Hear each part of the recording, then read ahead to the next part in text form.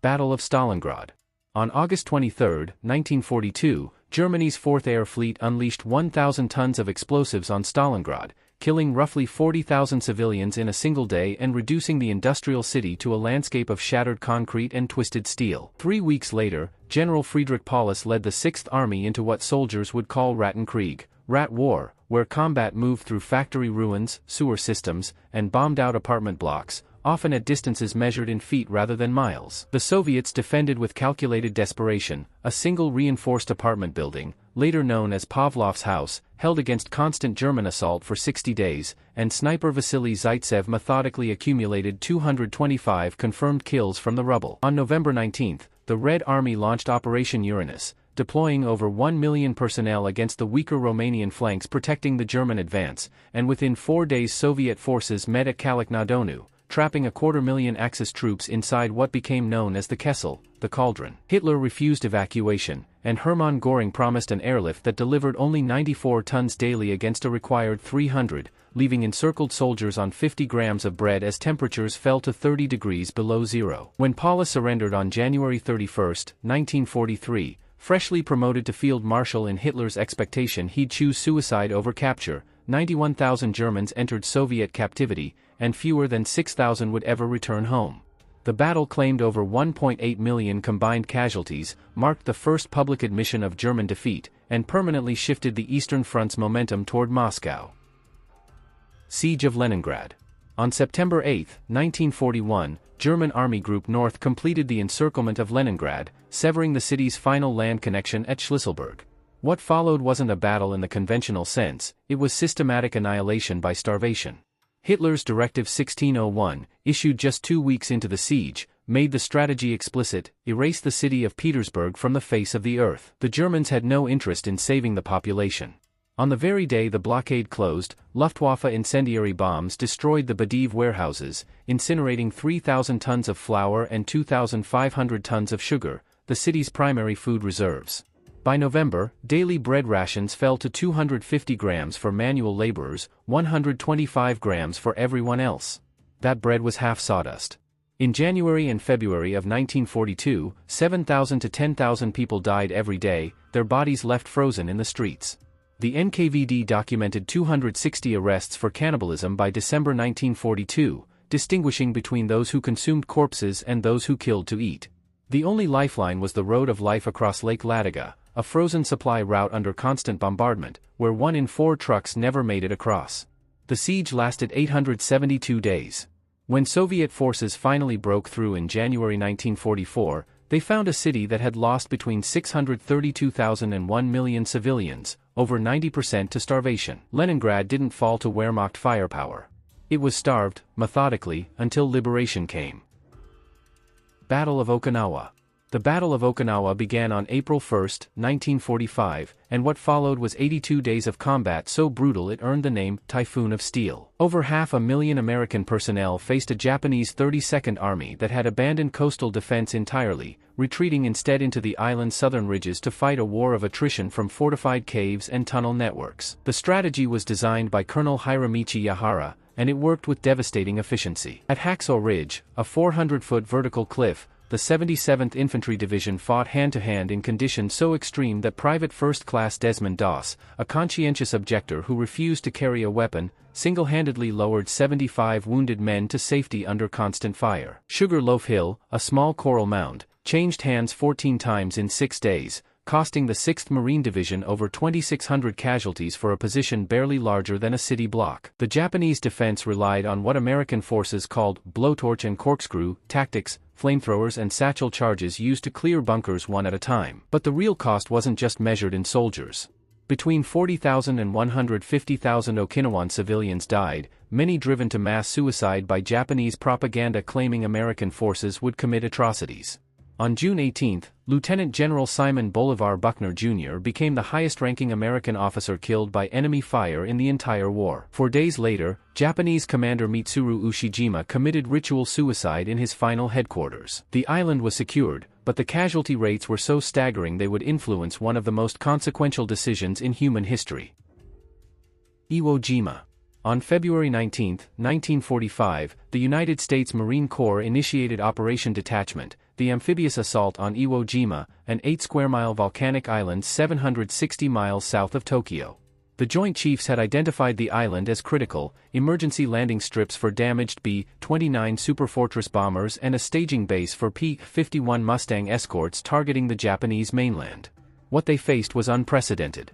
Lieutenant General Tadamaki Kuribayashi had abandoned Japan's traditional beach defense doctrine and instead engineered an 11-mile tunnel network linking 1,500 underground rooms, pillboxes, and reinforced bunkers. His 21,000-man garrison, mostly from the 109th Division, had transformed the island into a subterranean fortress designed not to win, but to inflict maximum attrition. Despite a 74-day aerial bombardment and 3 days of naval shelling, Kuribayashi's defenses remained largely intact. At 0900 hours, the 4th and 5th Marine Divisions hit the southeastern beaches and immediately bogged down in volcanic ash that immobilized tracked vehicles.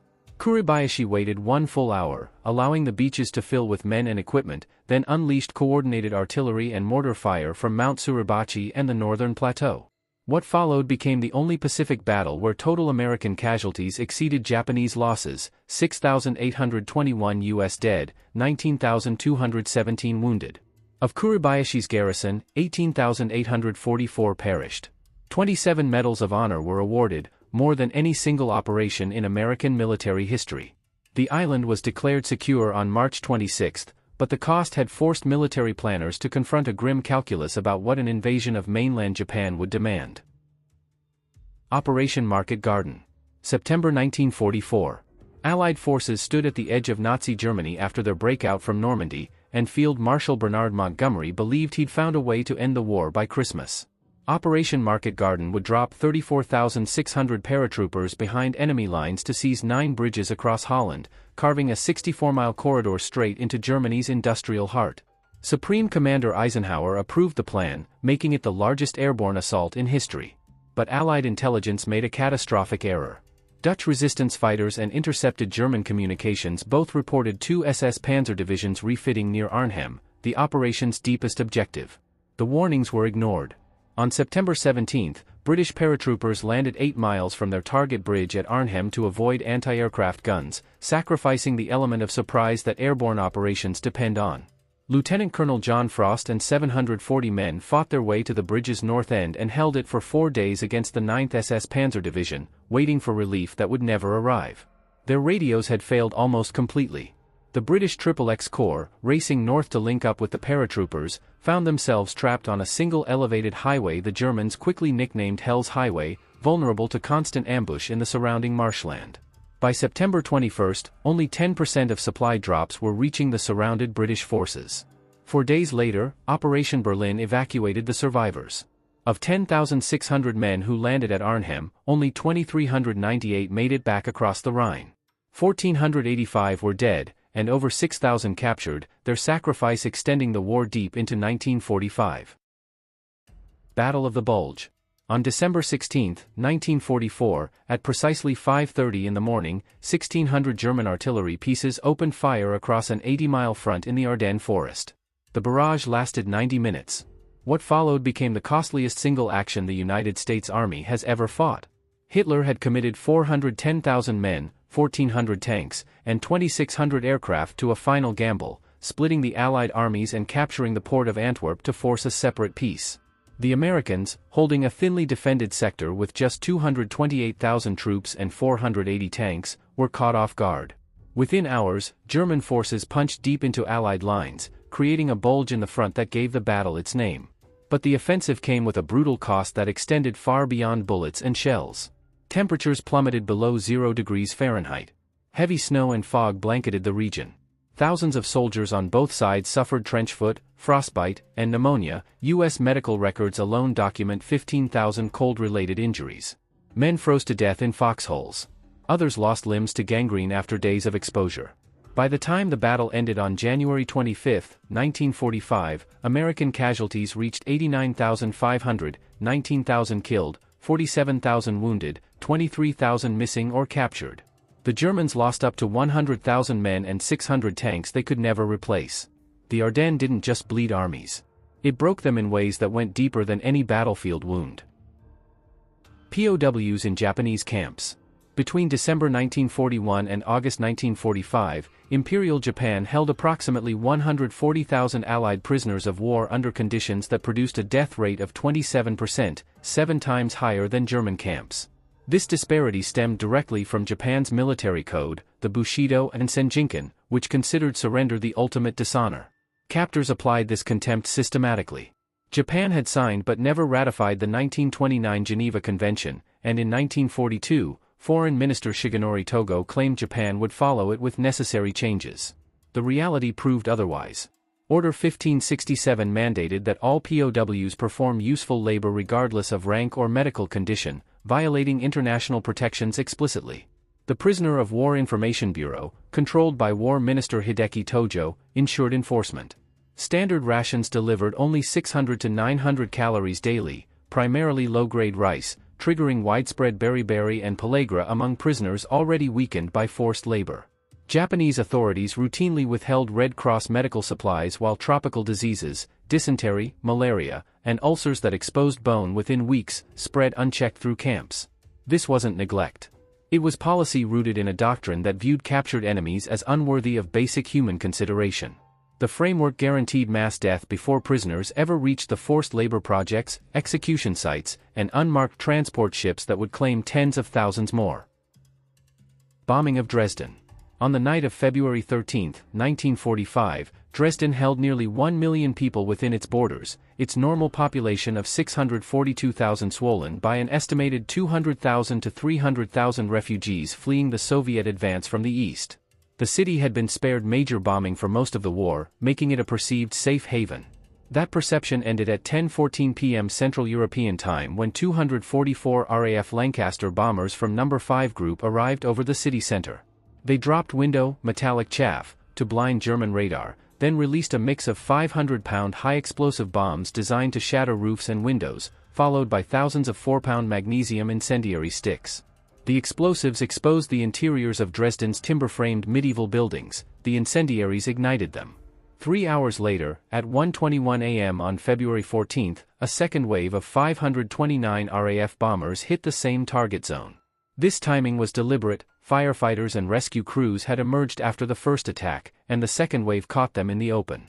The concentration of incendiary hits in the Altstadt created a firestorm, a meteorological phenomenon where extreme heat generates a vacuum that pulls surrounding air inward at hurricane speeds. Temperatures reached an estimated 1,500 degrees Celsius. In the air raid shelters and cellars below, oxygen was depleted within minutes. Thousands died by asphyxiation and carbon monoxide poisoning before fire ever reached them. The Frauenkirche collapsed on February 15 when its sandstone pillars failed under the heat. By the time American B-17s arrived at noon on the 14th, the city center had already ceased to exist. Battle of Monte Cassino. Between January and May of 1944, Monte Cassino became a killing ground that would claim over 75,000 casualties in just 123 days. The battle wasn't a single engagement but 4 separate offensives, each one a calculated attempt to break through Germany's winter line and open the road to Rome. What made Monte Cassino particularly devastating was the terrain itself. The Liri Valley formed a natural bottleneck, and German General Feldmarschall Albert Kesselring had positioned his elite 1st Fallschirmjäger Division on the high ground, transforming the ancient Benedictine monastery into an observation post that dominated every approach. The first offensive demonstrated the cost immediately. When the U.S. 36th Infantry Division attempted to cross the Rapido River on January 20, they suffered 2,100 casualties in 48 hours, many drowning in the icy water weighed down by equipment, others cut down by pre-sighted machine gun fire from positions they couldn't even see. The subsequent bombing of the monastery on February 15 dropped 1,150 tons of explosives, but the destruction only worsened Allied losses. The rubble created fortified defensive positions that German paratroopers used to inflict devastating casualties on the 4th Indian Division's assault. By the time Polish forces finally captured the monastery ruins on May 18, they found only 30 wounded Germans who couldn't be evacuated. The mathematics were brutal: 55,000 Allied casualties against 20,000 German, a ratio that reflected not courage or firepower, but the simple physics of attacking uphill into prepared defensive positions. Malmedy Massacre.